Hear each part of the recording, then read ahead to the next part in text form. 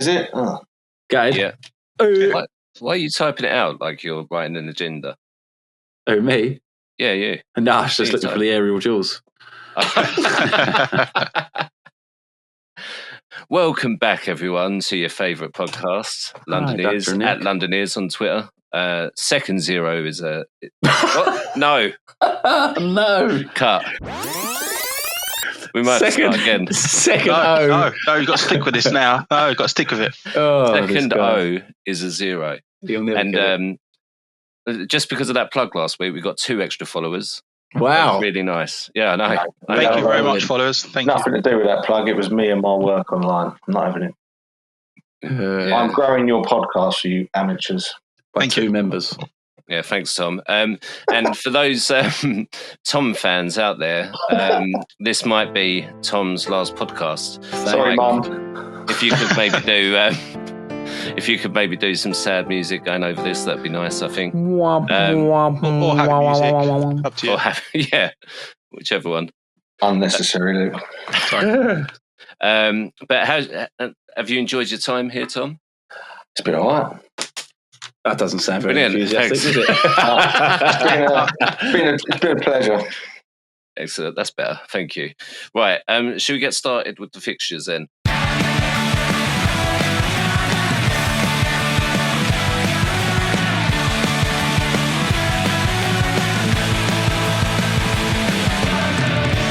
I think Arsenal's the obvious one to go with first. Obviously, dropping points, but also a couple of controversial decisions in there as well. Do you want to do the Brentford game first or the Brighton game? Well, if you just briefly go over the Brentford game and then we can move on to the Brighton one. Because that one was a little bit happy. It's the only joy we're going to have on this podcast. Yeah, it pretty much is. Brentford game was a bit like some of the games we've had this season, but with a better outcome. We was all over them the first 10 minutes. They couldn't get out their half, and then straight up the other end and scored. First shot, 1-0 down, bang. Just the same as the Fulham game. And you're thinking, oh, fucking hell, this is going to be again, and now we've got to scrap to get anything out of it. Ryan made an error, then made an amazing save after his own error. And we went straight up the other end and scored from there pretty much. First half was quite even, and then they came out the second half straight out the traps, 2 goals within 10 minutes or so, and that killed the game and put it to bed. And they were pretty poor after that. Brentford, they didn't really offer much threat and anything. We just saw the game out. So that was a pleasing performance considering their home record. And everyone was a little bit sort of worried it could be a bit of a banana skin, but job done on that one. The only thing I would say is I don't like Brentford anymore than their fans. Why not? Off. Honestly, every time we made a tackle, they were fucking whinging about everything. Sounds like Arsenal. Honestly, whinging about absolutely, and even when it weren't even a foul. Like if it's a foul, you can moan. We've got good tackles, and they're moaning like, the referees are wanker in the black and all that shit. And you're like, fucking, you watch the same game. And literally elbowed Jesus in the face, cut his lip open, and they were calling him a cheat. It's like he's bleeding because you elbowed him, cunt. So, you know what? I fucking hope they go down. I hope they get relegated.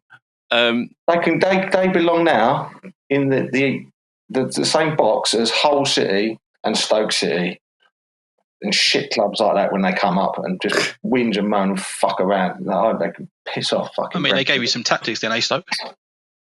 Some what? Stoke? Some tactics, yeah. Fucking piss off, Luke. I wish we'd got a Brentford fan on for a special guest appearance in this episode. I know one Brentford fan, right? And he's an older fella and he's a nice bloke. He's going to appreciate those comments. Yeah, I said to him, I hope they go down. They're all cunts. And my dad went, oh, you can't say that about our friend. I was like, no, fuck them. Get out. Yeah. I'm sick of them. 4 minutes into the podcast, that's 2 cunts. Yeah, I think it was 3, actually. It was pretty good going. Yeah. Honestly, I was really annoyed at that game. But even though it was an easy game, the end we won, I was just like, you've got shit fans and you need to just fuck off. So before you move on from Brentford, as I know you love speaking about at the moment, but I've seen quite a lot of noise, actually. Obviously, Mbueno scored the goal against Hughes, didn't he? Yeah. I think I see quite a lot of noise on Twitter about him potentially being linked with you, but then I don't know whether there's any substance there to that, because I know, what's his name? Thomas Frank. Yeah, apparently he said basically good luck to anyone trying to buy him. But how would you feel about that? I'd take him. I mean, at the minute, the output that he's giving Brentford in their team, with their setup, I think he would be a good addition. But I just don't know. I mean, we can afford him, but I think they would want ridiculous money for him. And I think they, transfer-wise, I mean, we might talk about transfers a little bit more, I don't know, but I think anyone that Arsenal want to buy in an attacking role is going to cost an absolute fortune. Yeah. Unless they get some little gem from somewhere that no one knows about, which I can't see happening. I just think it's going to, they're going to want 60, 70 million from Bramo. Easily. I reckon, probably more than that. And the thing is, if he plays in Saka's position, which he was in that game, I think, on the right wing, if he comes in, he's not going to play there once Saka's fit. So ideally, you're thinking, well, you've got to get someone in. He can play there temporarily, and then maybe switch to the left, because the output on our team from that side, Trossard and Martinelli, is not there, not where it was last season, for sure. And so that's one area they should look to improve anyway, I think. But yeah, I'd take him, but I think he would cost an absolute fortune. I'm not sure that Brentford would sell him, to be honest. Yeah, not in January anyway. They don't need to, because they're not in trouble financially. They're doing all right in the league, and unless he plays up, I can't see it happening, to be honest. But I would take him. It's a great play. Scored a great goal yesterday. At least he's already picked up some of the dark arts that he'd need to join Arsenal as well, wouldn't he? So.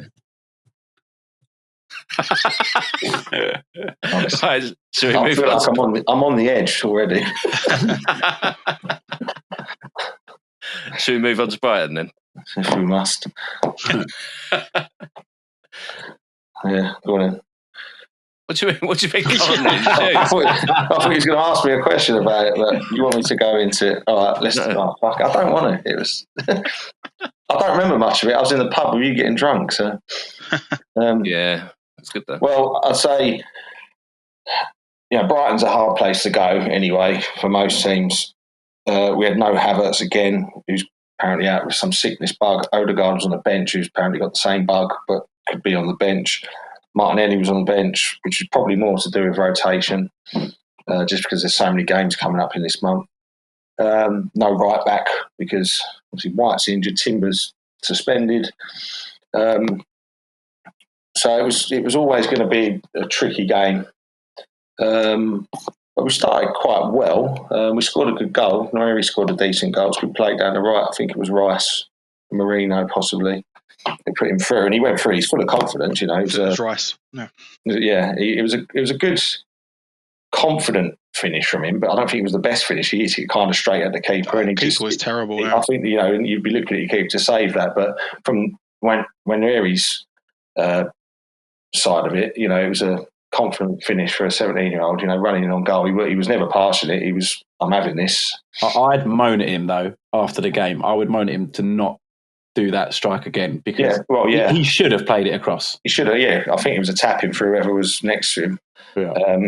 But it doesn't need to be worried about, because it was a goal. So, but he's full of confidence, and it shows that. So after that, it was a bit of a weird game again. Not too many great clear-cut chances. I think Brighton had one when I think Jorginho lost it in midfield, and was it Adingra? Is that his name? Yeah. He had one, and it was a half chance, I'd say, because he was quite far out, but he just sort of shanked it anyway. And you're thinking, right, we're not playing great, but we're 1-0 up from a good bit of play in the game.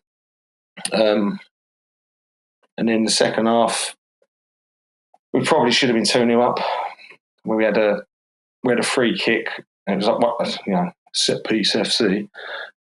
Clever routine where I sort of curls one across basically the top of the grass, into the box. They're all onside, and it comes to Marino, and he just scuffs it. And then I think a couple of minutes after that, they got their penalty. So, and what do you think about that? Well, at first, I thought I could see why it was given. And you think, well, he's gone for the ball, he's missed it, and he's headbutted the bloke. And it's like, it's soft still, it's soft. But you think, well, if he'd tried to tackle him with his feet and he tried to get him and he missed him and he got the man, you'd say it was a penalty. So I was kind of like, but at the same time, you don't see them given for heads clashing like that. But then when I saw the replay, I was fucking annoyed because he gets the ball, the guy Pedro, but Saliba gets a touch from the ball as well, and then they clash heads, and it's like, well, why has that not been looked at properly by VAR? Because I don't really blame the ref for it, because he see it, and I think the ref, which is tale as old as time, the ref was swayed by the crowd, and the player himself was on the floor writhing around like he'd been shot in the face. And I think, right, okay, so the refs give it, and you think, right, well, we'll have a look, but they literally gave the decision by VAR, it's been checked and it's been agreed, and he was still sitting on the floor. They hadn't even got up yet, and you think it took about 5 seconds. You think it was pretty instant, wasn't it? Yeah, it was pretty instant. Looked at? Yeah. And when you see it, let's say, when I first saw some replays, you were like, oh, well, yes, kind of headbutted him. But then they showed 2 others and angles, and you're like, oh, yeah, we can see he gets the ball. So, I mean, you can argue. I mean, I don't know, Luke will probably argue, Richard might argue, but to be honest, I think it's absolute bollocks, because the guy never had control of the ball. He was moving away from the goal. He had about 4 Arsenal players around him. He was literally going nowhere, and he headed the ball up in the air. Our player headed the ball, and then they headbutted each other. Or he got caught by a headbutt. And it's like, but it's not a headbutt, it's just a clash of heads. And you will never, ever in your life see another penalty given for that. Well, the player's not going to try and headbutt someone in the box, are they? Well, I'll tell you what, Luke. Do you think Newcastle should have had a penalty yesterday when your geezer fucking nearly broke? I actually do. Yeah, I bet you're saying that just because you want to wind me up. No, I actually thought it was a penalty at the time, and I was surprised he didn't get it. It wasn't a penalty because he never shouldered him in the face. He just ran into his shoulder. Yeah, well, you can. It's a coming together. It's a coming together of 2 players. Look, I get what you're trying to say, but your one. It's you could watch that as many times as you want. Yeah, it's you mentioned about slide tackles anywhere on the park, and the player makes that challenge. It's a penalty or a free kick or whatever it is. Yeah. So what happens? Hear me out on this. Yeah. So let's say I'm in the middle of the field. I'm running with the ball down the line. Yeah. I've knocked the ball in front, but you're coming in for a slide challenge. Yeah. And I've knocked the ball in front, but it's touched your foot as you're coming in as a slide challenge, and it's still going the same direction, by the way, that I'm moving. And then you've taken me out. Now you tell me that's not a free kick. Depends. Depends what day it is and what ref is, because you go to the Chelsea game against Palace, and Chelsea, I think, should have had a penalty on Neto, right? But I saw the replays on that, and it doesn't look like he touched the ball at all. But VAR looked at it and went, it's not a penalty because both of them touched the ball. So they both touched the ball, and they've said, so it's not a penalty. Yet Arsenal's player has touched the ball, the same as the Brighton player, but it is a penalty. Yeah. So it's bullshit. If they just make it up as they go along. And the I understand it's not consistent. Well, what is consistency, Mitch? It's a myth, mate. Exactly. I understand that. But it's bullshit. But it's bullshit. The players, it's just a shit decision. It's crap. The geezer weren't hurt. It's the correct decision. It's not the correct decision. It's the correct decision. It's the correct decision. As I said on WhatsApp, you're allowed to touch people on the pitch. No. You can't go like so. He's wrong with the ball. Yeah, he's gone with the ball and headed it in the direction that he's running. It doesn't matter how many players are around him. It does not matter. Yeah, there could be like the whole team around him. The thing is that he's headed the ball first in a direction, and as he's headed that ball, Saliba's already coming in.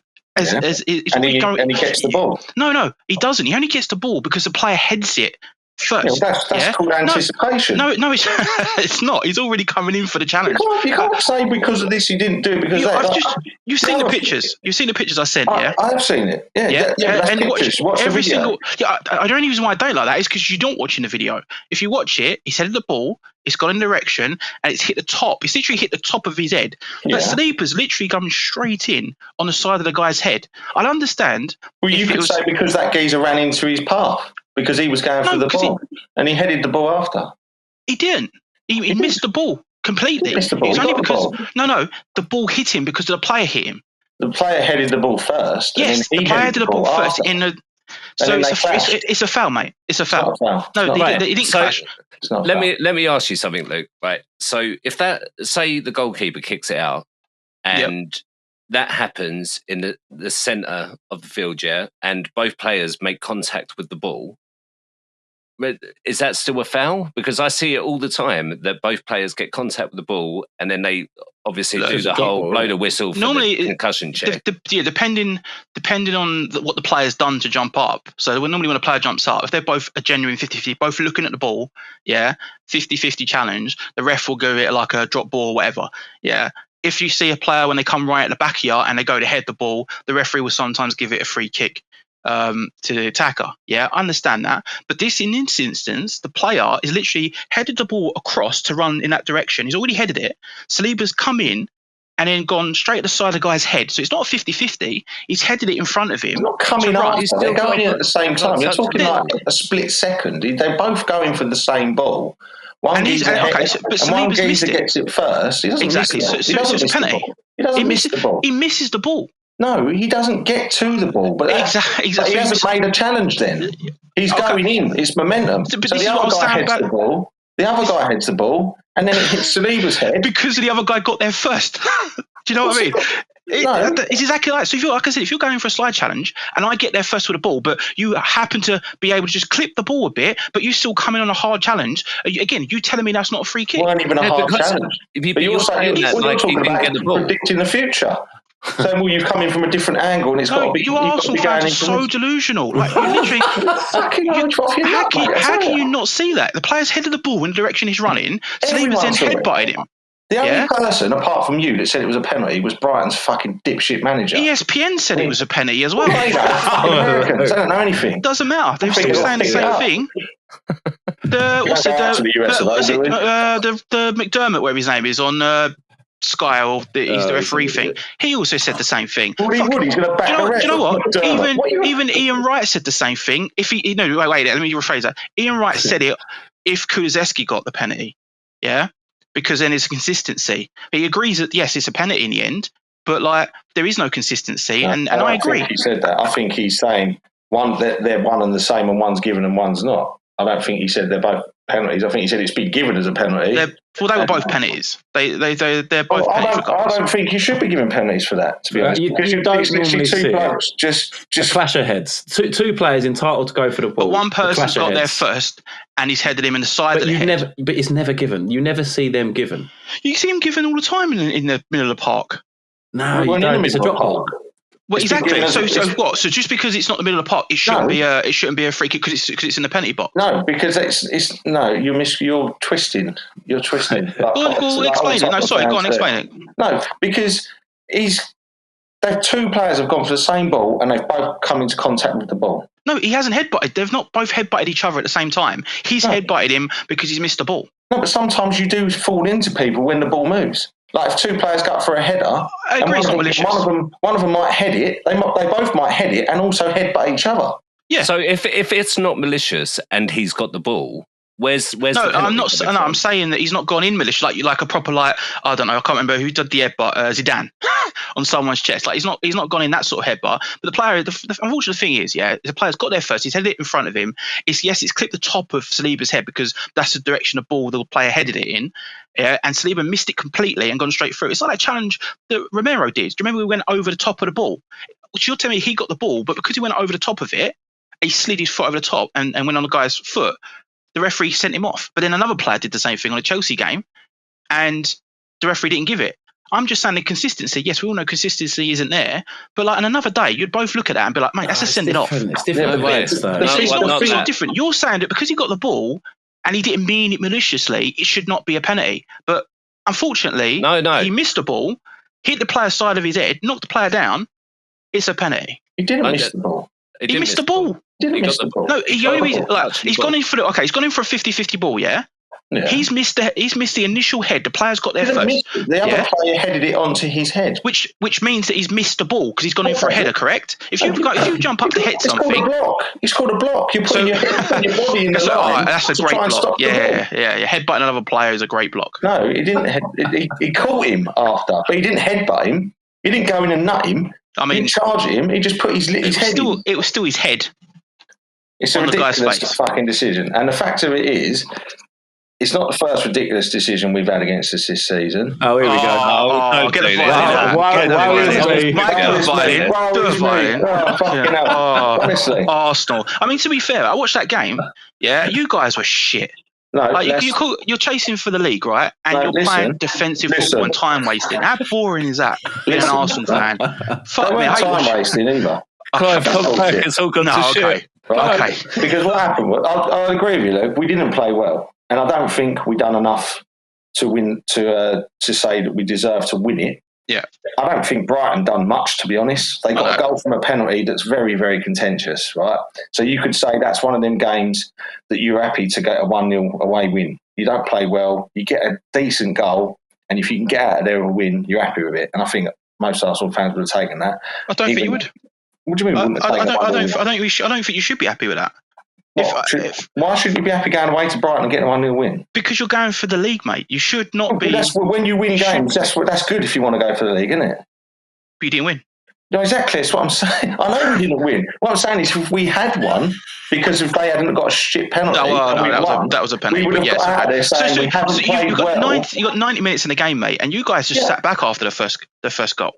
You didn't attack like you would normally attack. No, we're out of sorts, mate. I agree with you. I don't think it wasn't a good performance. It's probably, I would say, our second worst performance all season. I didn't know you had the illnesses like us. We had a bunch of illnesses as well. I didn't know you had the illnesses. We were missing loads of players. That's fair play, but we're missing loads of players. That's what I'm saying. Is there's like bits in play that all add into the mix, So you've got players injured, you've got players sick, you've got loads of games all on top of each other. I mean, everyone's got it. So not everyone's playing well, But if you at this time of year, as long as you get the result, if you scrape the result and you get it, then you take it and you move on. So we didn't play well. You could say, right, after they scored, we could have done more. But at the same time, we didn't have anyone on the bench. Odegaard came on, and apparently he's fucking ill anyway. So, and when Yeri was on and got injured during the game, in the first, he scored, and everyone went, well, why has he come off? He's injured. So there's another injury. And and I agree, we didn't play great. And when it was 1-1, we didn't do enough to go and win the game. We had a couple of half chances. Yeah, that's what I'm getting at. Yeah. And I'm not disagreeing with that. But so I'm not saying, we deserve to win, we should have won. But what I'm saying is, if the contentious penalty is not there, which is where Brighton got their goal, then you are getting away with a scrappy 1-0 away victory, which anyone will take at this time of year, no matter what team you are. And that's what I'm saying. I agree. I think that's happened loads this year with Liverpool, isn't it? Like look, you're saying, Liverpool going for the title. Yeah, we're supposed to be going for the title, and we're playing like that. We're not playing well because we've got so many players missing, and everyone's fucked. In Liverpool today, Man United have been absolutely terrible, and they played great against Liverpool. They did. That was a good game. Liverpool was second best today, I thought, against Man United. But again, just like we said last week, Liverpool's mantra is just go on all-out attack and be threatening, whereas Arsenal seems to be solid, don't let them score. And if we nick one, we nick one. And the way that game went, I don't think anyone would have moaned if we had done it that way. But because of the contentious penalty, again, I understand why the ref gave it. Even then, because it is an odd scenario. It's not like you say, none of us have seen that penalty. All the commentators are all going, I've never seen that given before. Why are we giving that? Why is that a penalty? And it's just frustrating as an Arsenal fan. You say, worries me, whatever, it's all against us. But guarantee you will not see any other team get a penalty like that this season, and in the same weekend, yeah, but that's not because it's Arsenal. It's because it's obviously it's not. It's not obviously it's because it's Arsenal. But that's how it feels when you're an Arsenal fan and you're watching it and you go, well, there's a game with Tottenham Newcastle where something very similar has happened and nothing's been done, and the rationale that they give you for the Arsenal decision is not applied. When in a Chelsea game, the same rationale is applied, and they give it, and they go, right, that's that reason, and that one wasn't given, but our one is. And you think, well, there's two decisions. Why is ours given? And it's like, and you sort of think to yourself, why is it always us? And that's all it is. It's not. I know it's not a conspiracy, but that's how it makes you feel. It's just fucking frustrating. I can't remember which way around it was, but I can't remember what they said. I think the Tottenham game, I think it was either the referee made the on-field decision and it didn't go to VAR, or it went to VAR and they said nothing, or it was your game.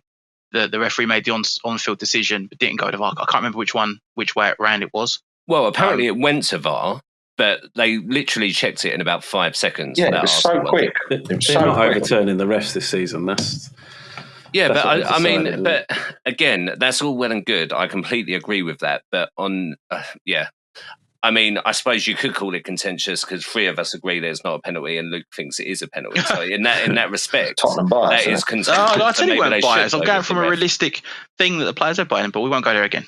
I feel like we need to move on from the penalty decision because I don't think we'll ever agree on that. But also, I just want to add to it, right? That Pedro, he shouldn't have even been on the fucking pitch because he should have been banned for trying to elbow a geezer in the fucking head last week. Did you see that? Yeah, I did. Against Brentford, and that got looked at by VAR. And how you can, he didn't touch him. How can you say that is not violent conduct when you literally look around at a bloke and swing an elbow at him looking? And the Brentford player wasn't even looking. He didn't know it was coming. If he got hit with that, he'd have been in hospital. And they say, well, he didn't touch him. Well, if he went in windmilling with his fists and didn't touch him, you'd say, well, that's violent conduct. So it's absolute bullshit. The geezer shouldn't have even been playing.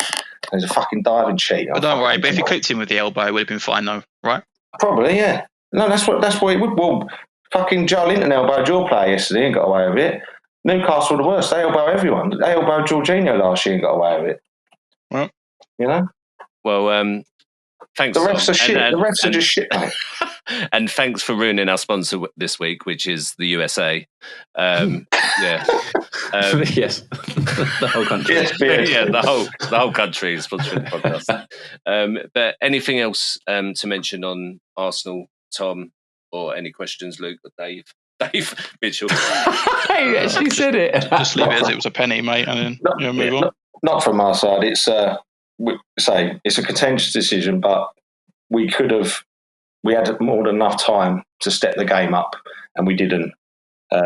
So it's just a frustrating thing all round. The only saving grace is the fact that Liverpool didn't win today. So whereas we were, and I looked back the other day, we've got exactly the same amount of points from the same amount of games as this time last year. So you're not improving. It wasn't enough. No, this is it. It wasn't enough last year. But again, we were at 5 points. It was the same team as well. We were 5 points behind Liverpool last year. So there's always hope. But I'm not that hopeful because I don't think we're playing anywhere near the level we did last season, and we're relying on other teams slipping up without us slipping up, and it just don't look like we're not going to slip up. You know, we need to buy some attackers in January, otherwise I think it's just going to drift away. So, talking to people slipping up, Luke. So obviously you played Newcastle. Yep.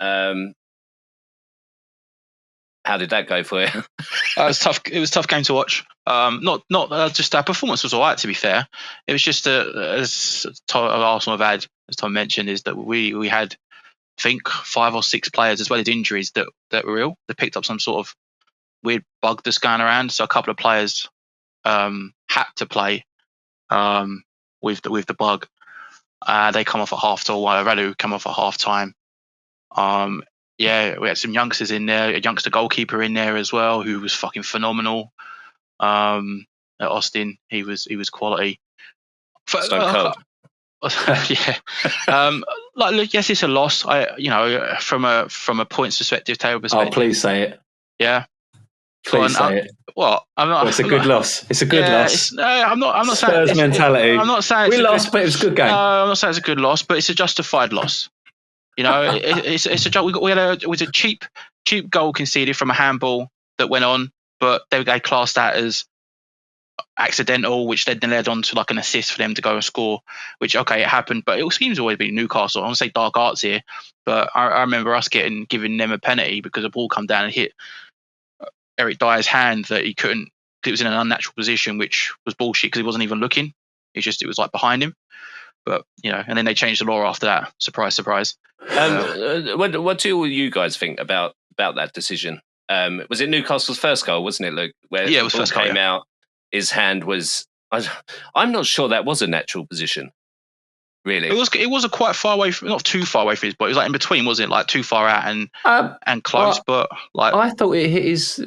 I need to see it again. I'm thinking there's something else. I didn't think it hit his arm. It was his hand. Yeah, it did.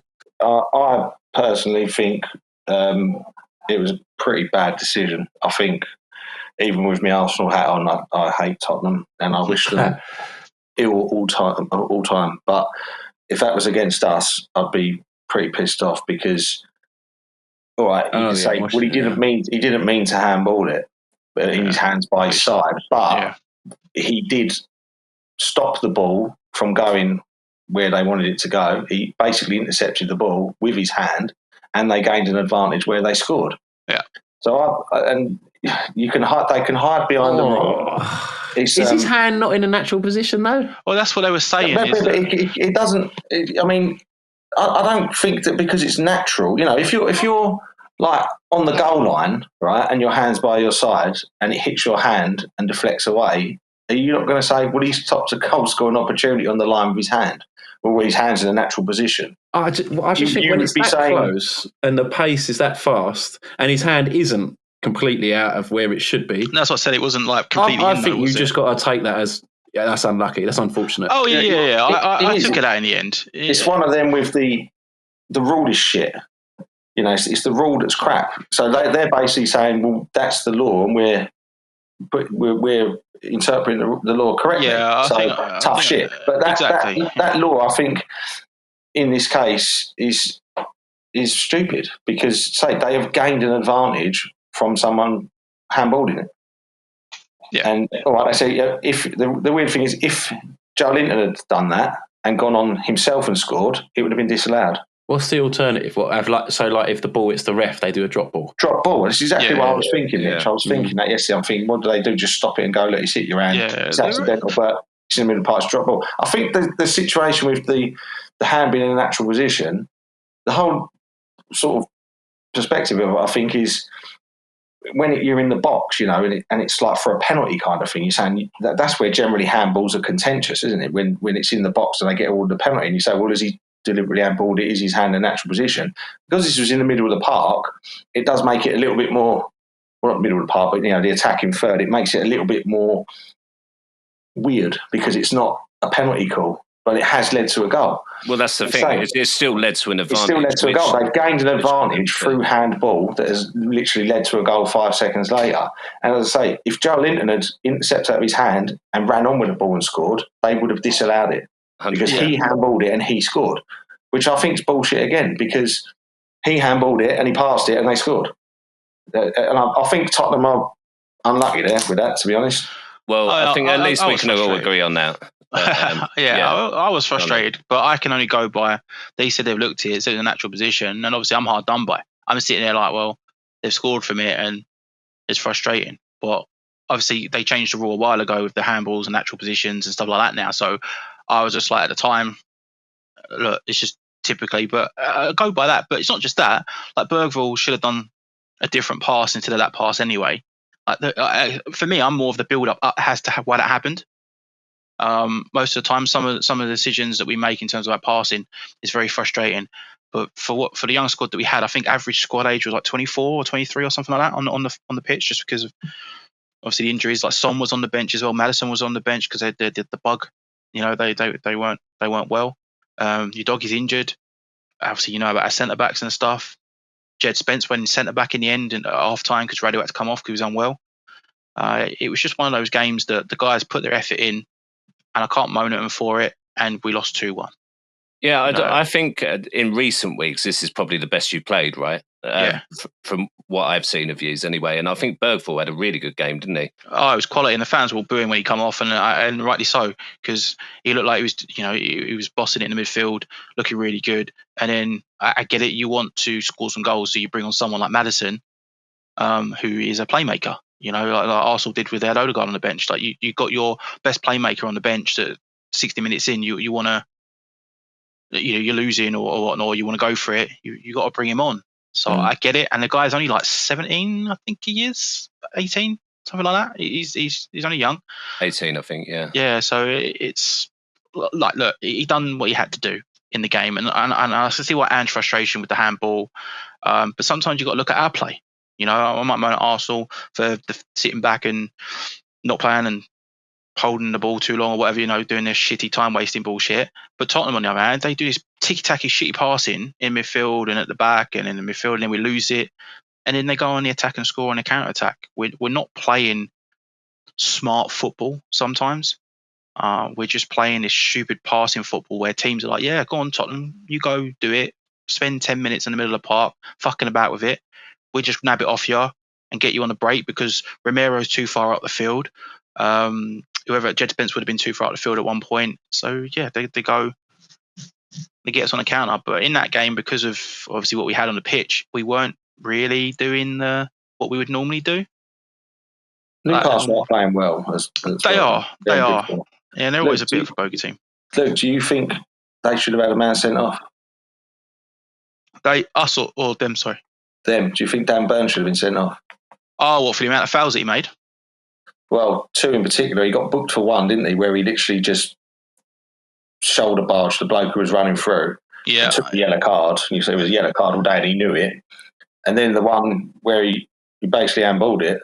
That's the one I was thinking of. Yeah. I was shocked by the referee because he made another foul before then as well.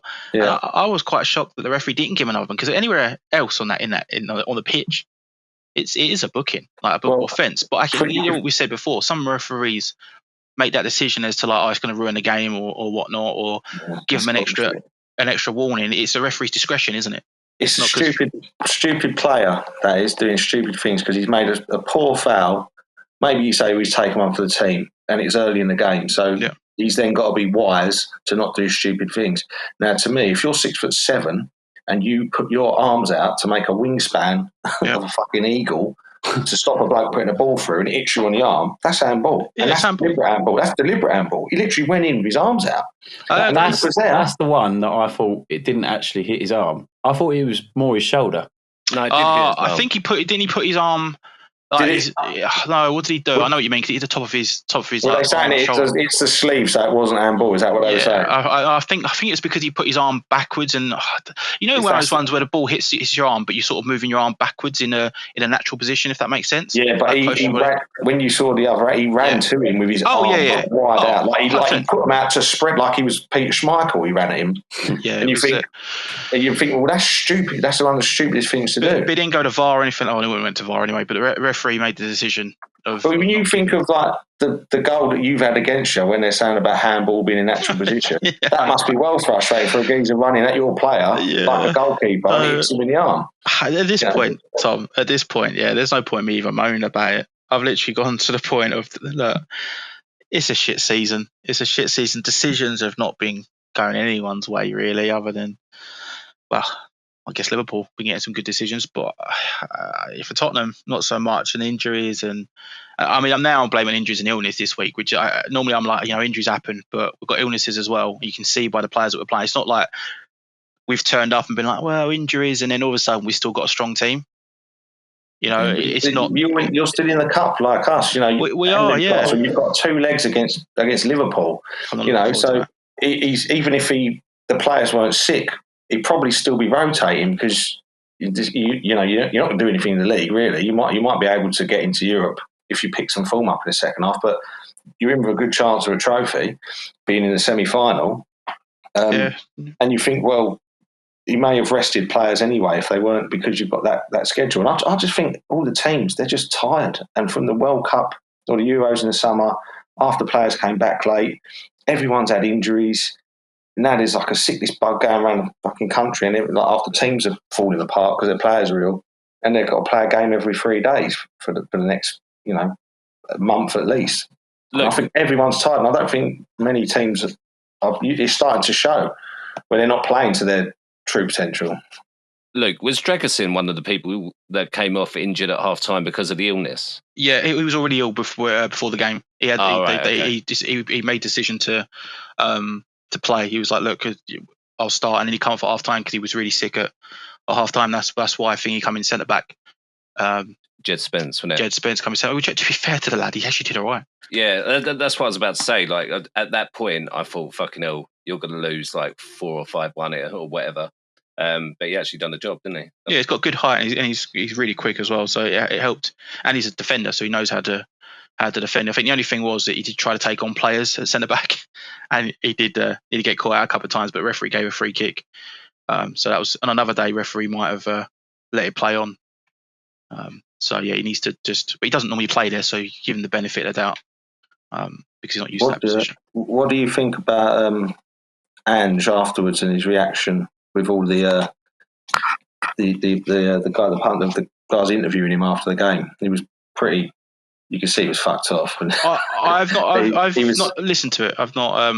I'm aware of it. I've just not listened to it. He's got like full mad. I think he's acting like a mate. He's rude. He's so rude to them. They've got to ask the questions. Yeah, and he's like, he just has this thing where he's like, "What? You don't know the answer?" And you're like, "Well, no, we're asking you." And he talks in riddles. It's unnecessarily arrogant. Yeah, it is, and it stinks of like he's a bad loser. I don't think he does himself any favours, because I think he could have come out of that and gone, "Yeah, they're 2 iffy decisions against us," and everyone would have gone, "Yeah, probably." But because he acted like a little kid, everyone's sort of laughing at him. I'll have to watch it. But I am aware that obviously he was fuming about it, which I get it. But again, I said I don't know the rules in terms of that, because they keep changing every fucking week. But if they looked at VAR, said the players are in a natural position, then they've gone and scored. Yes, it's annoying. It's happened. But then again, in the Champions League a few years back with Man City, they had a handball, might have been Sterling or Aguero, like minor, very minor, but then they went on and scored from it, and they pulled it back, and then we won that game, which got us through. I think it was the same year we got through to the Champions League final when we had Ajax next, and then Liverpool in the final. So it swings and roundabouts in football sometimes, but it's very frustrating, obviously, to lose when it's a decision like that. But as I said, I still think the Kulusevski one, it's a tough one. I need to watch it again, but I think from my initial thought when I saw it was a penalty, because the players cut back and Kulusevski sort of like held his body up in a way, and his sort of shoulder. Yeah, I just don't think he can do anything different. He's trying to stop and change his momentum. I think it might have just been a bit thingy from Kulusevski, a bit smart from him. If you know what I mean. He done one the other week against Chelsea, didn't he? Kulusevski. With the elbow. I think he's got a little bit of menace in him. Yeah, I think that's what I thought he was doing when I saw it. I felt like just if you watch it slowly, it looks like he sort of did do something, and it's slimy, I think, and we were lucky to not get a penalty against us. The thing is, with that, you can't prove it. You know what I mean? No, it's one of them where you're sort of speculating, not you, but the people in general are speculating, saying, "Well, I know what he was trying to do," and it literally might be he's just trying to change the direction of his body because the geezer's cut inside. And if there's intent, it's a penalty. If not, it's just a coming together. Yeah, but you can't prove intent. But you can't prove it, and I think again, like you said before, Luke, if the ref had give it, maybe VAR wouldn't have overturned it, but he didn't give it, so they didn't overturn it anyway. Yeah. I'm possibly sly, but possibly just an accidental coming together. So I wouldn't want to see penalties given for that against any team, really. But again, you wouldn't be surprised if it was. And you've seen them given for less. You know what I mean? Not today, though. Or yesterday, should I say? But you know what I mean. Other than that, mate, Tottenham. We'll see what happens. We've got Liverpool next at home, then Tamworth, then Arsenal, and then Arsenal. I'm not worried about Arsenal. It's Lee Arsenal, Tom. Come on. Sorry, Bob. Fucking hell, Bob. Don't even go there. Give yourself a West Ham fan. He's not. He's Ipswich I fan. don't know. Yeah, I'm an Ipswich fan. I don't know what you're talking about. This is London and East Anglia is. Suffolk, mate. Come on. Oh, come on. All right. Thanks, Luke. Any other comments on Spurs? Tom, Mitch? Nearly said Dave. Again, then. One win in 8 now. It's glorious, isn't it? Mate, the thing is with that though, I feel like if Ange hadn't reacted like that after the game, I would have felt a little bit sorry for him, because I think in the second half they actually deserved to win that game, or at least get a point out of it. But could you imagine how embarrassing it'd be to have West Ham above you? Yeah. I mean, you keep dropping points, Mitch. They might go above you. I don't think they're good enough to catch us. I said it. They'll forever be behind on goal difference, I think, West Ham. I really thought you was going to say blowing bubbles then. But anyway, good segue into the West Ham game. That was disappointing. I mean, especially after being beat by City 5-0. After being beat by Liverpool 5-0 and then obviously conceding 4 again at home. Not very good. Pissed me off, to be honest with you. It seemed like a very similar situation to the previous week, where we concede 1 goal and then we just almost, it feels like we just give up. It's like we're not good enough to win this game, is what it kind of feels like. But there were a few good opportunities that we had before they scored. And even when they had scored, and obviously we got a goal when they had scored. But there were a few good opportunities, and you think on another day that could be a 4-4, or if we had someone better up front, then it could be. But Kudus, I feel like Kudus got into a couple of good positions. He probably could have squared it a couple of times. We said this before, didn't we, Bob? On the previous ones. Yeah. Where players just don't square it, they're just greedy. If he squared that, that's a tap-in. Yeah, One he didn't square, one he did square, and Souček missed it, didn't he? Yeah. So, I mean, the thing is, even if he squares it, if we got in it, and that was the concern that I had going into these games anyway, who is actually going to score our goals? Turns out, Fulker had done quite a nice little finish, to be honest, for our goal. But the 4 City goals were, like, they were just, I mean, the first one, it was a deflection from Soufal, which made it go in, basically. So that one was a little bit fluky. I didn't. Yeah.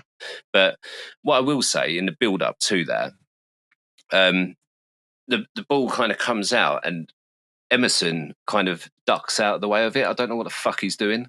It's like, just fucking put your head through it. What are you doing, you dickhead? But yeah, that obviously happens, and then it goes through to Savinho, I think it was, wasn't it, that scored that one. And then he obviously scores from the deflection. But the next goal, Savinho basically rips Soufal to shreds. Destroys him, doesn't he? Yeah. Like that, but the whole game, like it was literally, it just, Soufal could not handle him at all, which is kind of making me think he's maybe a little bit off it now. Because I remember back in the day when he first came to West Ham, he was the least problem area for me. He was keeping up with a lot of players. I remember he was playing against like players like Grealish and them kind of players, and he was just like had their number all day long. But yeah, he just got absolutely ripped to shreds. At half time, we done the whole switch Mavropanos for Tadibo again. Yeah, or actually, I think it was like 55 minutes or something. Yeah. I did hear that he was for injury apparently this time. Yeah, I'm not overly convinced with that. I just feel like is that been the same the previous 9 games? I know. I couldn't believe it. It's probably like a contract thing. Wasn't there a player that was play for someone or something, and he had to come off as long as he don't play longer than 50 minutes or something like that? They don't have to pay a fee. Yeah. Do you know what? Carlos has got in his contract. He has to be shit. But Tadibo, actually, I think in his loan contract is if he plays 9 games or more, we have an obligation to buy. So maybe that is part of it. But I feel like he's probably played. I mean, how many halves do you need to play? I don't know. He's probably unless it's only counted after like a certain amount, like after 60 minutes. You know, like you do with the football thing that you guys do, where after 60 minutes he gets a point. Maybe they're saying like that if he plays an hour. Lopetegui's got them both in his dream team. That's it, the dream team, yeah. But the fourth goal is the one that really, really fucked me off, because it was kind of a loose ball from Kudus. As Emerson, who couldn't get to the ball at that point. But in that goal, right, so there's two West Ham defenders in the box. I think Kilman and I think Mavropanos was still on at that time. So it was him. And there were like 4 City players in there. But everyone else was just strolling back. And yes, maybe you can't save it from being a goal, but what if it rebounds? Like, you need to be in there, like sprinting towards it to try and defend that, no? It's a terrible ball to give away as well, though. All of your goals, Bob, because I don't actually think Man City played that well. I was the first goal, like you said, Alvarez absolutely bottled that header on the edge of the box, and that led to them getting the guy, is it Savio or is it Savino? He got the ball, and that was a deflected cross. That was unlucky for Soufal. And I think the commentator said Man City are winning 1-0 and haven't had a shot on target. Yeah. And that was the case. And say you'd been in the game, you'd had good chance, fairly decent chances, and you was in the game. And you've got a geezer who's your centre midfielder. He's supposed to be like your big, tough, battling midfielder, and he's bottling a header like that. And I thought that it was just, I would fucking have him out of the team for that, honestly. It's unacceptable. I don't know what on earth he was doing. It wound me up. But even the second and third goals, I looked online and a lot of people have been bigging up Kilman. They're all having a go at Mavropanos. Kilman was completely unaware of where Haaland was for both of them goals. He weren't goal side at any point, as a semi-professional football player. As someone who plays centre half, it's just a very, very basic thing to make sure you can see your man and the play and the ball. And that second goal, the header, like Wan-Bissaka strolling back, he don't obviously give Kilman a call. And it's one of them, like, he sneaks in behind, and when he gets the header, Kilman just looks around and starts saying, where did he come from? It's the same with the Udogie one the last week against Forest the other week. Yeah. Why are these top-class professionals paid millions of pounds a year fucking unaware of how to mark someone and be goal side? He's the most dangerous striker in the world, and you can't see him. Yep. And it ain't because he's doing anything clever, it's because you're a fucking idiot. He done it on both goals. And the first one was ridiculous. The second one, you'd think, well, have you learned your lesson? And I felt a bit sorry for Mavropanos on that one, because he got stuck in centre half and after the other guy went off. And it was the same when you played Chelsea early in the season. He's been pulled out from the centre-back position because your midfield ain't there. And you had a geezer running through the whole of the pitch, no one near him. That Alvarez, again, he was running through treacle trying to get back. Honestly, it was ridiculous. And you're thinking, well, so Mavropanos is like, right, do I go to him? Do I not? And he kind of half goes. But when he does go, he leaves the space that Haaland cleverly runs into. But again, he just comes around the back of Kilman. He don't even know he's there. And it's a great finish by Haaland. And I watched them goals and I'm thinking, you've done yourselves here, because Man City are not playing well at the minute, and they're there for the taking. Well, even the ball through to Haaland could have been stopped, because there were 3 West Ham players surrounding that player. That they were getting towards the player in midfield, and none of them. They were too late, though. Went in. Yeah, but they weren't even making an effort. That's what I mean. Even that they weren't too late. They were sprinting. They should have been sprinting towards him, not fucking standing off. They weren't. That Alvarez, he looked like a 50-year-old playing in midfield. I just thought he looks like he's scared to get her and don't want to run. And sounds like you. Yeah. No, he's not far off. Back. But yeah, and the fourth goal. That's what I was going to ask you, actually, Bob. You sort of said, and I say every week, I know a lot of West Ham fans, they don't like Lopetegui's style of play. They can't even say that they've got a style of play. They're not sure if they're defensive or if they're counter-attacking or what. All of a sudden, when you're 3-0 down away to the champions, you start deciding you want to play out from the back. Yeah. You're like, well, what the fuck's that all about? Have they been trying to do that at any point in the season? Yeah, they have. So in fairness, they have. Okay. But I wouldn't say that's our style of play. Like, I still don't think we've truly got the identity. I think but that's the frustrating thing. I think even defensively, we've looked a little bit more structured in the games prior to the Liverpool game. Like there was a couple of games where, we didn't concede against Southampton. I can't remember the other game, but we looked a little bit more defensively structured. So to go from that to this it's so frustrating to watch, because it looked like no one gave a shit again. And I said exactly the same thing when it was Chelsea earlier on in the season. Like no one gave a shit. And it's like, I've said that in the games Chelsea, Liverpool and City. It's like we go 1-0 down and that's it. Like we think, well, that's it now. Like we've just lost all fight. But I mean, that's just not good enough, is it? We was talking yesterday, weren't we, Bob? We said to Jay, who obviously got a season ticket at West Ham, and he said he's got to go to manager. You're still of the opinion not. Yeah. If I was a I've sort of been with you, but thinking, what's the point? But watching that yesterday, if I was a West Ham fan, I think that would have probably tipped it towards getting rid of him, because the players are either not responding to what he wants, or because they don't know how to, or they just don't want to play for him. I think that, and he doesn't seem to know. What you could say, you got injuries, you lost Antonio, you lost Bowen, but it's every week he can't decide who his centre back is, and the midfield changes every week. 1 minute it's Soler, then it's Alvarez, then it's Souček, and it's anything. When you're relying on Souček, who's probably the sort of most workhorse player you've got, who puts the most shifts in, and he's getting a lot of the blame half the time, I think. Yeah. When it's that Alvarez performance yesterday was just, I thought, a terrible performance, disgraceful. Yeah, I'm still not changing my opinion at the moment. Like I get it, and I get why people would want him out, but I'm just of the opinion that I just think it could mess the structure up even more if we got new. I mean, look what's happening to Southampton. Yeah, they looked good for a couple of games while they had the new manager bounce. Yeah. All of a sudden, they're losing 5-0 against Brentford. Well, they looked good when they played against West Ham. Well, yeah, but they still lost, didn't they?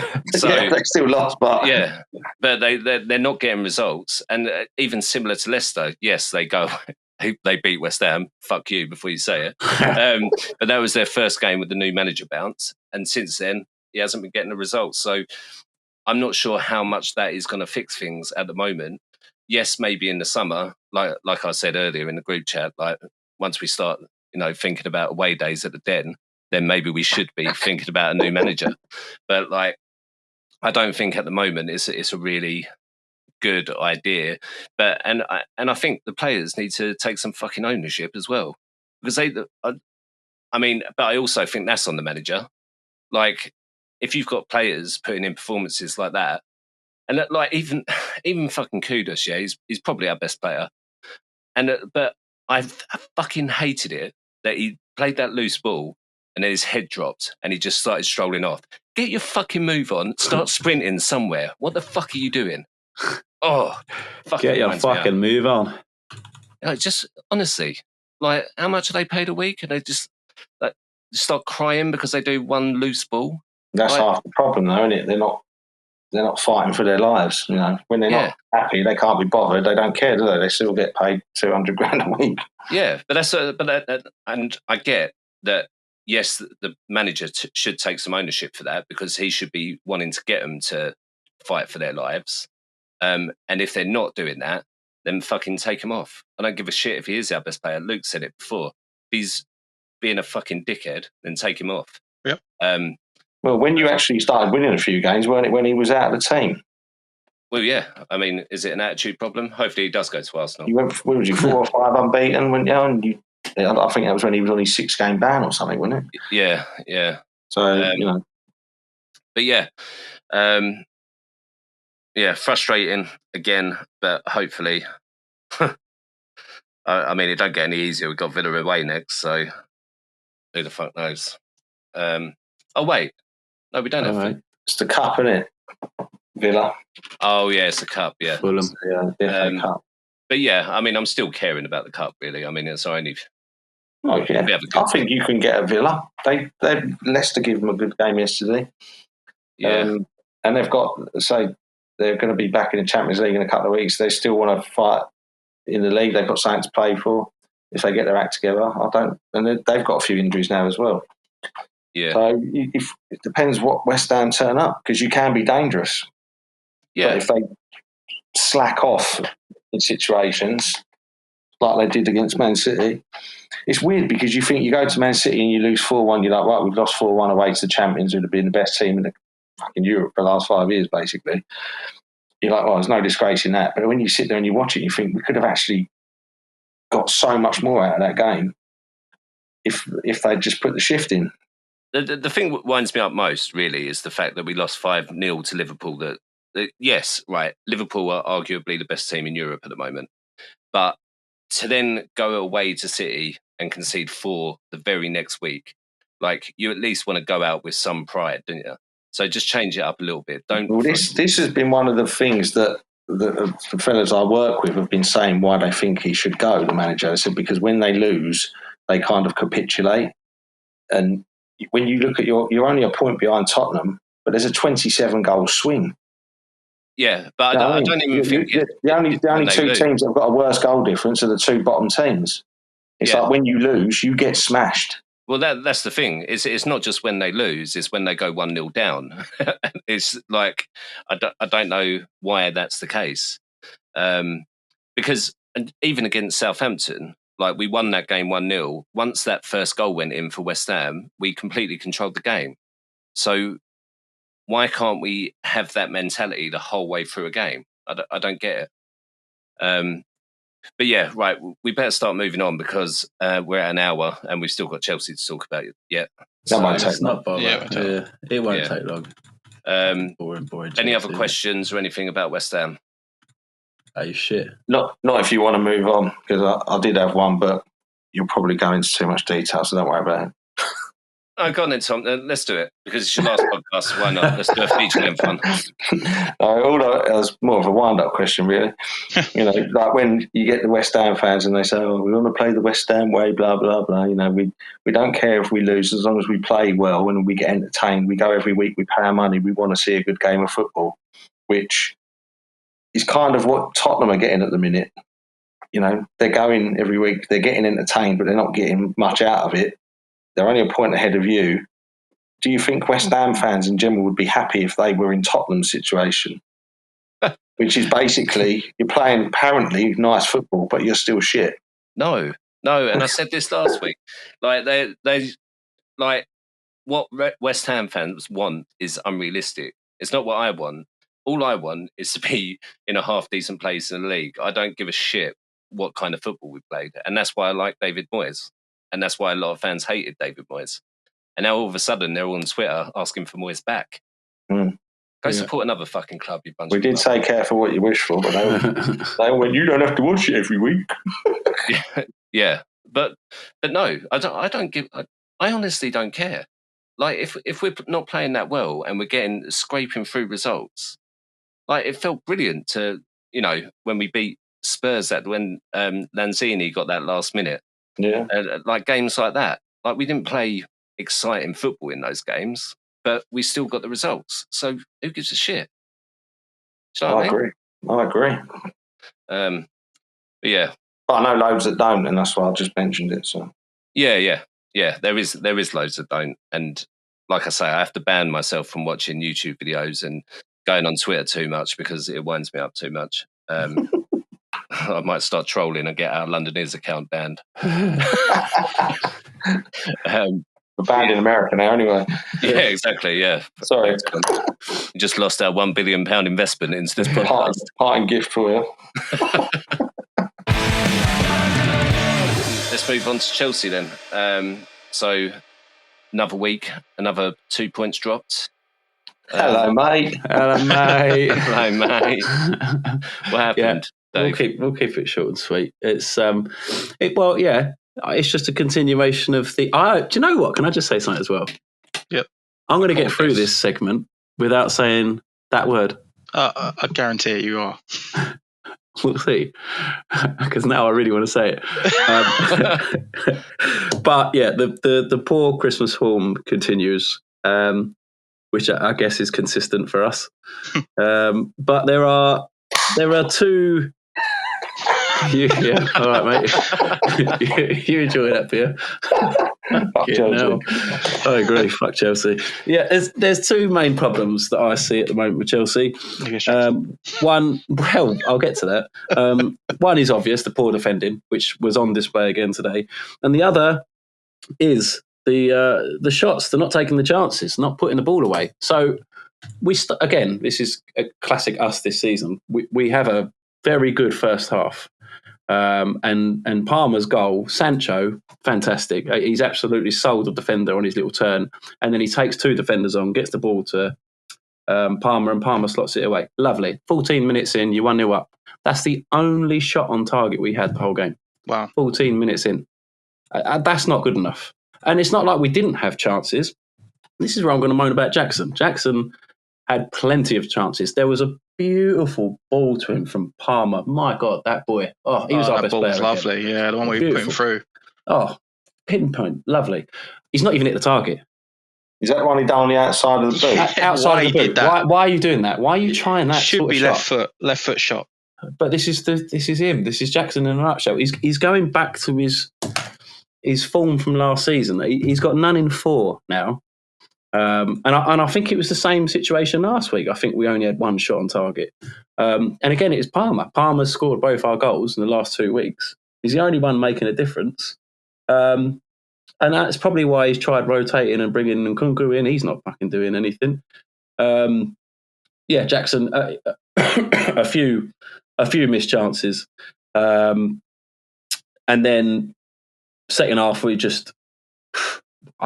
we weren't really there. The defending was so poor. It could have been a different story if we'd gotten that penalty for Neto. I'd like to see it again now, but I don't have a clip of it.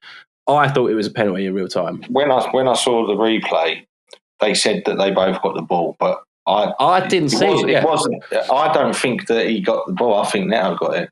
I just, you compare didn't show a conclusive enough replay that showed him getting the ball. I think it was a penalty. I think it was a penalty. Like those Spurs a couple of weeks ago, those two ridiculous tackles. Well, that last one that was near the outside of the box. It doesn't matter where he is. He's still in the box. He still brought the player down. That's a penalty. I don't really understand it. I don't think he's touched it. And that would be a different game. If we put it away. I mean, Palmer hasn't missed a penalty yet. 2-0 up, and there's 10, 20 minutes left. That's 3 points, and maybe the end of the rut. But it doesn't happen. And then Palace get their goal. Sanchez, again, his distribution's not great, is it? He passes the ball out. I think this was the last. When did they get the goal? You're not going to blame Palmer for losing it.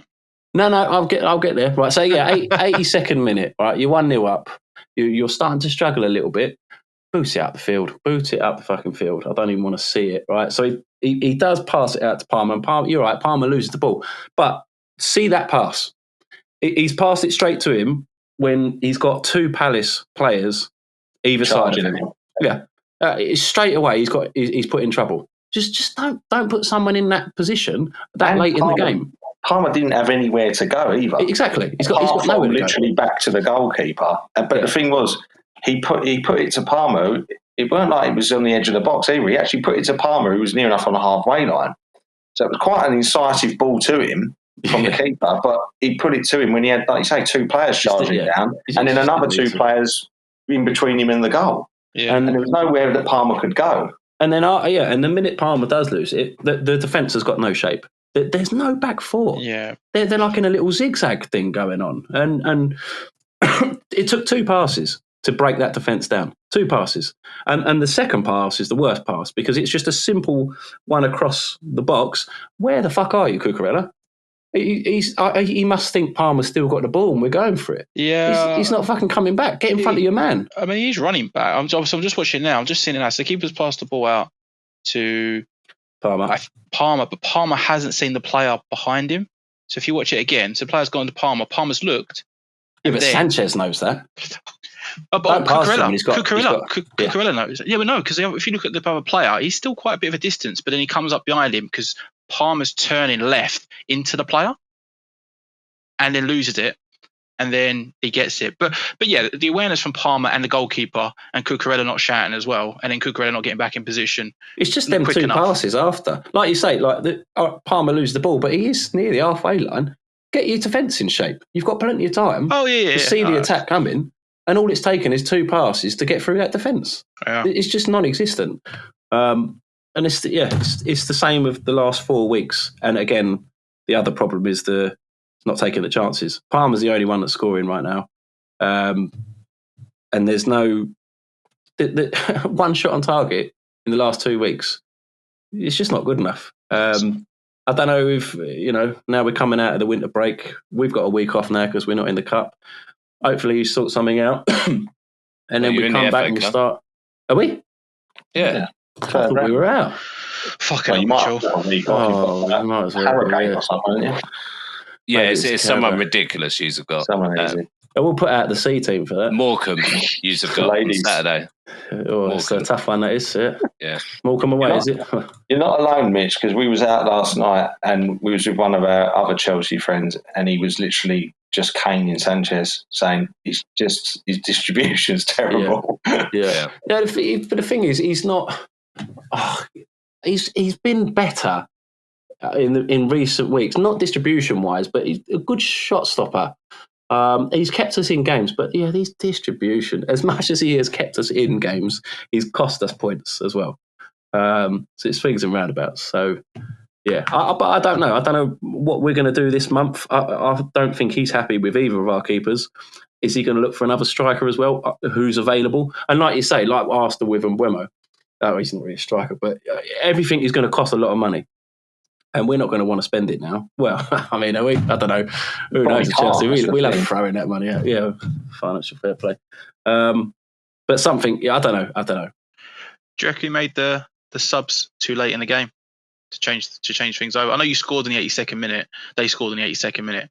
But do you reckon, with the way that the game was going, do you reckon he should have brought like Madueke on, maybe João Felix for Jackson sooner? Because Jackson was missing chances after chances. It wasn't João Felix. It was Mark Gray.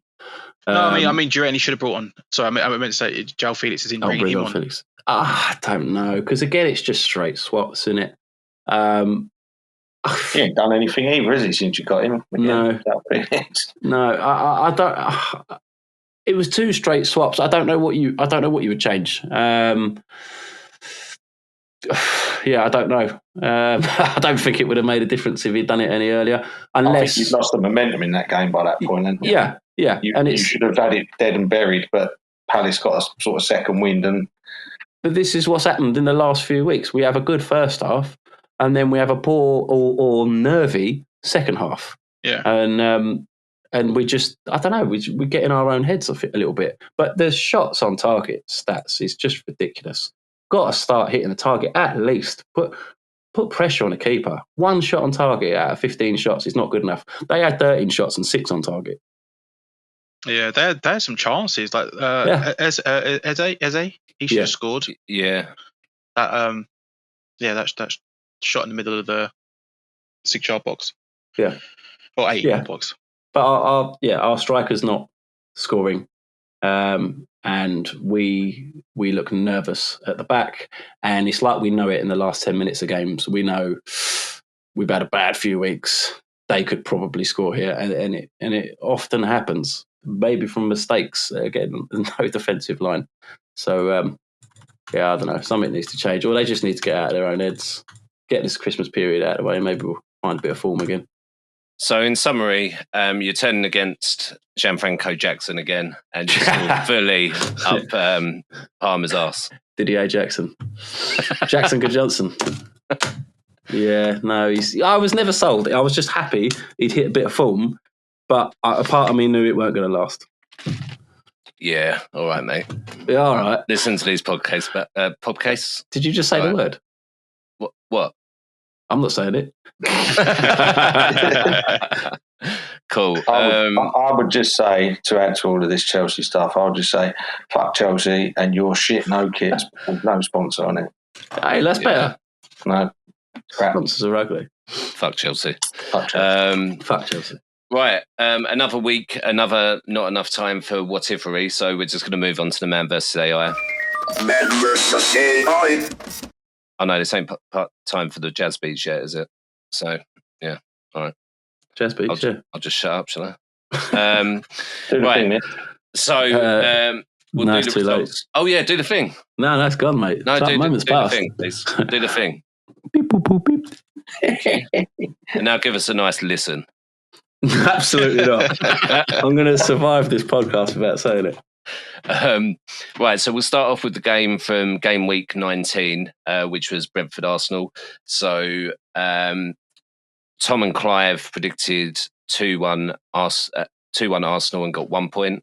And AI also predicted 2-1 Arsenal and got 1 point, I think. Yes, they did.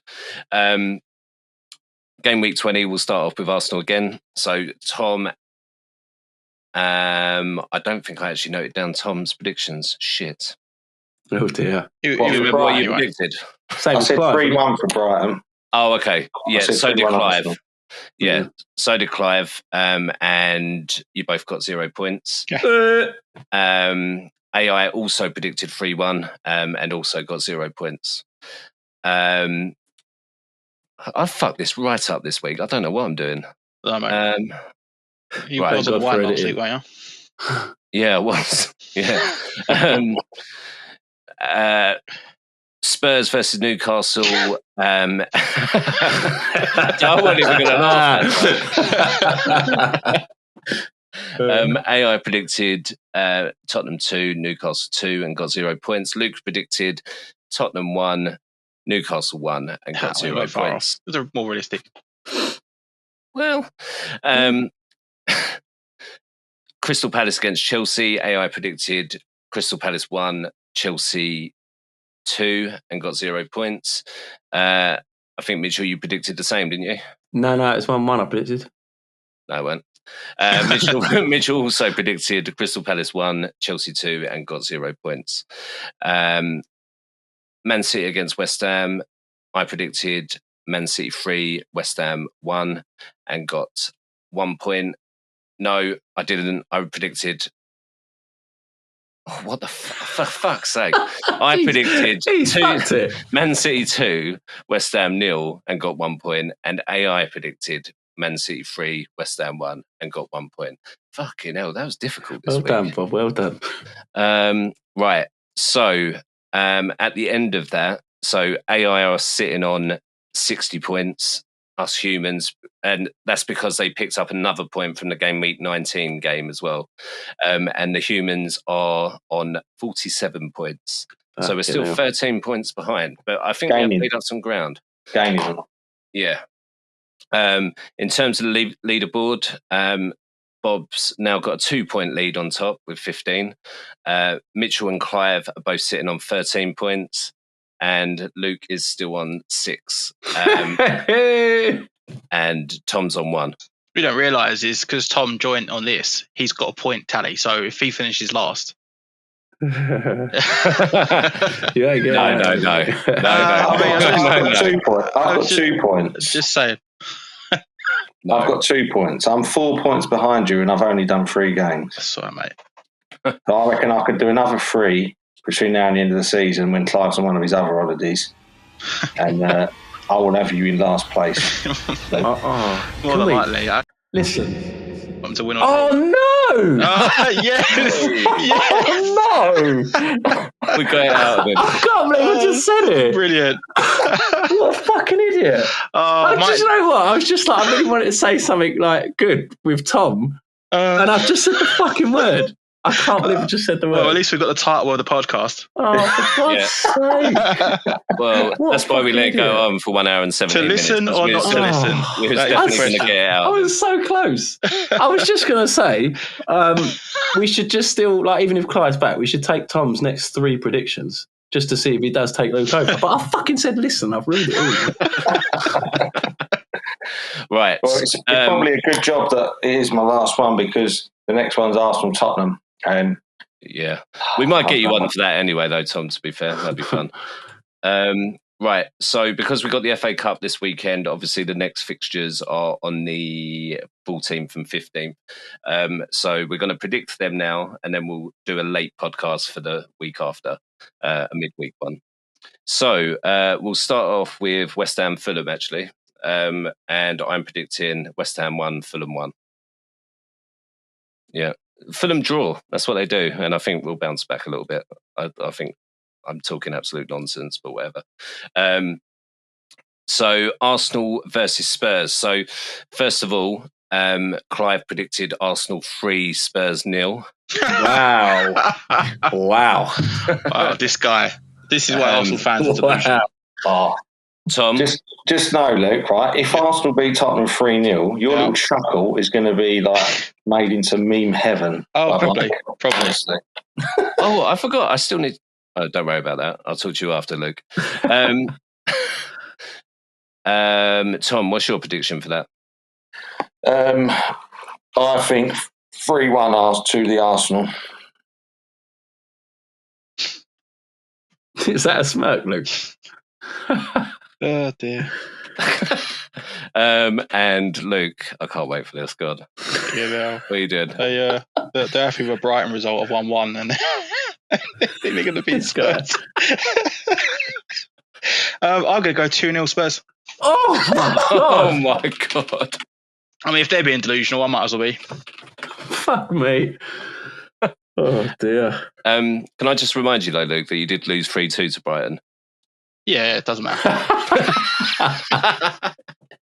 So you're going 2-0 Spurs, yeah? Oh, yeah. All right. Oh well. Oh dear. Right. Mitchell, Chelsea versus Bournemouth. Hello, mate.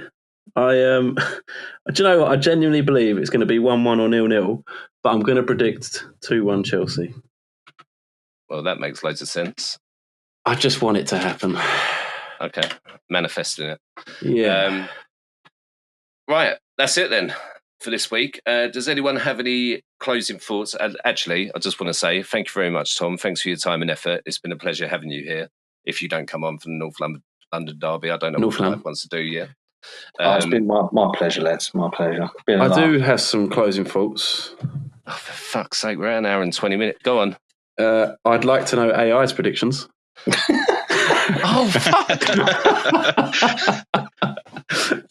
Oh, Bob. I'll fuck this right up. That's 5 back. Honestly. Right, I mean, I thought Clive was shit at reading the AI predictions anyway. Oh, God, yeah. That's a new level, mate. Right. We Let's knew. do it. Right, I've got them up, giggity. Oh, my God. Right. So, Arsenal versus Tottenham. AI predicts Arsenal 2, Spurs 1. Arsenal's strong home form and attacking depth give them an advantage in this North London derby. Tottenham's recent defensive vulnerabilities may be exploited by Arsenal's dynamic offence. I can see that too. I can see that. Chelsea versus Bournemouth. AI predicts Chelsea 2, Bournemouth 0. Chelsea's superior squad depth and home advantage suggest a comfortable victory over Bournemouth, who have struggled against top-tier teams. What is he talking about? AI's lost the plot. Yeah, I know. It does this sometimes. Honestly, I've said all along, it's a fucking stupid robot. Yeah, it's still beating us by 13 points. Yeah. But Bournemouth beat Arsenal, Man City and Tottenham. They can't beat the big Well, team. they're easy clubs, aren't they? Oh, well. Yeah, they beat them at home, though, didn't they? Fair, yeah. And West Ham vs Fulham. Oh, they have fucking lost the plot. West Ham 2, Fulham 1. Result. West Ham's attacking capabilities and home support may prove decisive against a Fulham side that has shown defensive inconsistencies. Yeah, I'm not sure how I feel about that one, but I hope it happens. Actually, I don't, because then they'll get 3 points. I hope it's 3-1 West Ham. But yeah, that's it then. Thanks for reminding me about that, Mitchell, because I was about to go. But yeah, any other closing thoughts? I don't need to do a closing message for you again, Tom, do I? No, I just think that I was going to say, I think one of our 2 new followers was obviously Oliver Glasner. because he was wearing a very, very lovely roll neck, Bob. Was it? Yeah, he was. Been inspired by you, mate. Yeah. And all I can say is I'll keep tapping up all my aunts and uncles to get a few more followers for us. Thank you very much. Cheers. Carry on the good work, boys. Thanks, mate. What a pleasure. What a lovely way to end it. Yes. Bye, everyone. Fuck Bye. Arsenal. Bye. Where's the stop recording? Oh, there it is.